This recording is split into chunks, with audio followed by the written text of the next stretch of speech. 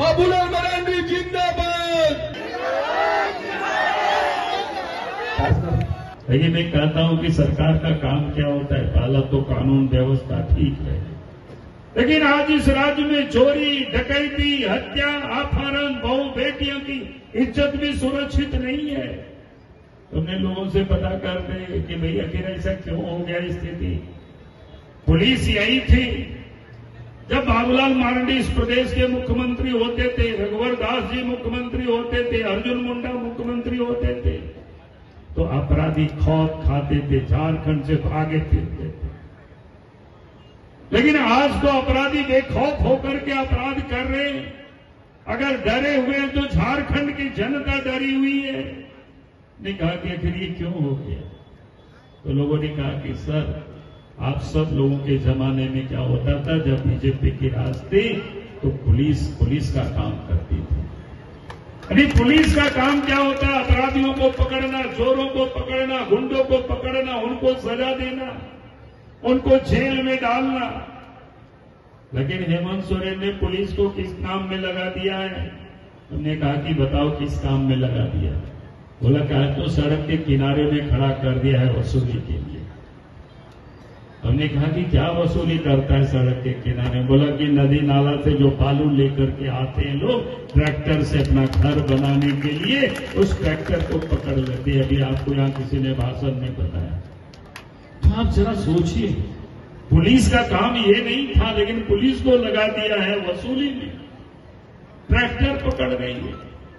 हमने तो हेमंत सोरेन जी को विधानसभा में कहा कि भाई क्यों आप पुलिस को इस गलत काम में लगा रखे? पुलिस का काम है चोरों को पकड़ना, बदमाशों को पकड़ना, आप तो शरीफों को तंग कर रहे हो।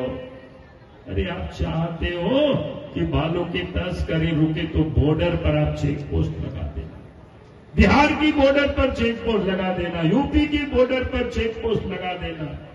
अगर वहां आपके पास सिपाही कम पड़ेंगे तो हम भारतीय जनता पार्टी के कार्यकर्ता आप मांग लेना, हम आपको मदद कर देंगे। लेकिन झारखंड के अंदर में आप परेशान मत कर देना, झारखंड में फ्री कर देना।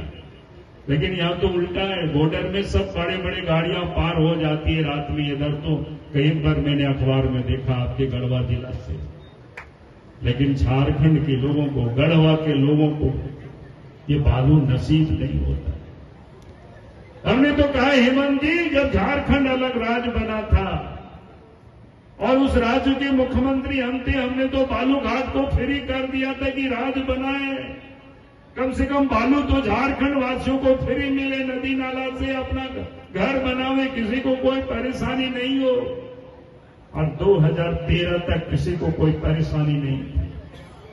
2013 में जब अर्जुन मुंडा मुख्यमंत्री थे, हेमंत सोरेन जी डिप्टी सीएम थे, तो हेमंत सोरेन जी ने उनको मुख्यमंत्री पद से हटा दिया। कांग्रेस के साथ मिलकर के उन्होंने सरकार बनाई। और उसी समय हेमंत सोरेन ने दिल्ली से और मुंबई से बालू चोरों को भी झारखंड में ले आया और झारखंड की नदी नाला की बालू अब यहां से तस्करी होने लगी। बात सही है कि नहीं है? बताइए आप सब लोग। यही आज हो रहा है। तो कैसे इस प्रदेश में भ्रष्टाचार रुकेगा? कैसे इस प्रदेश में यह पुलिस अपराध रुकेगा? और इसीलिए मैं आज आप सब लोगों से यही कहने के लिए आया हूं, अपराध मुक्त झारखंड को बनाना है। उसके लिए आप सबको ये संकल्प लेकर के यहां से जाना, यही निवेदन, यही अपील करने के लिए आया हूं। अभी भ्रष्टाचार है, सरकार के कोई भी दफ्तरों में जाएंगे, बिना पैसा से कोई काम नहीं होता है। जाति प्रमाण पत्र, आय प्रमाण पत्र, आवासीय प्रमाण पत्र, यहां तक कि मृत्यु प्रमाण पत्र भी बनाना हो तो पैसा लगता है। लगता है कि नहीं लगता है? सबसे ज्यादा पैसा लगता है। अब इसलिए मैं लोगों से कहता हूं कि भाई जब अफसरों को तो इतना वेतन मिलता है, फिर पैसा क्यों मांगते हैं? तो लोग बताते हैं कि नहीं, आप लोग जैसा मोबाइल को रिचार्ज करते हैं ना, कोई महीना में रिचार्ज करते हैं, कोई 2 महीना में करते हैं, कोई 3 महीना में करते हैं। अब अफसर भी बोलते हैं 2-3 महीना में हम लोगों को भी रिचार्ज कराना पड़ता है, यानी मुख्यमंत्री को पैसा देना पड़ता है। तो ये लोग वसूली करते हैं, इसलिए भ्रष्टाचार है। और भ्रष्टाचार इसे कैसे उम्मीद करते हो? लूट मची हुई है।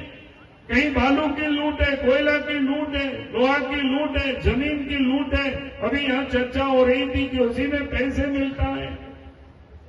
तो ये चारों तरफ लूट है। अब इस लुटेरों से झारखंड को कौन बचाएगा? हेमंत सोरेन तो खुद ही लूटों में शामिल है। अभी आप सब लोगों ने देखा, ईडी ने उनको नोटिस किया। हेमंत सोरेन जी कहते थे हम शिबू सोरेन के बेटे हैं, हम डरते नहीं है। उनके लोग लिखते हैं हेमंत है तो हिम्मत है।